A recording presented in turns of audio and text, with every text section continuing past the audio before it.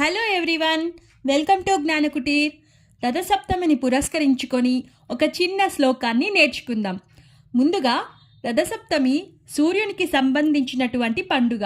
ప్రతి సంవత్సరం మాఘమాసంలో మొదటిగా వచ్చే సప్తమిని రథసప్తమిగా మనం జరుపుకుంటాం. ఈరోజు సూర్య భగవానుడికి ఇష్టమైనటువంటి రేగు పండ్లు, చిక్కుడాకులు, బెల్లపు పాయసము ఇలా నివేదించడమే కాకుండా ముఖ్యంగా జిల్లేడాకులను తల మీద అక్షతలు, రేగుపండ్లతో కలిపి తలస్నానం ఆచరించాలి.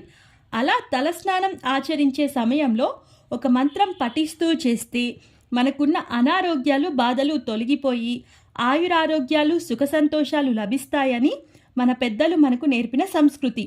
ఆ మంత్రం ఏంటో తెలుసుకుందాం. సప్త సప్త మహాసప్త సప్తద్వీపా వసుంధరా సప్తార్కపర్ణమాదాయ సప్తమీ రథ సప్తమీ. ఇలాంటి మంచి మంచి వీడియోస్ మేము మీకు అందిస్తాము. కాబట్టి మా ఛానల్ని సబ్స్క్రైబ్ చేసుకోండి, లైక్ చేయండి, షేర్ చేయండి, కామెంట్ చేయండి మా వీడియోస్ని. Thanks for watching. Thank you.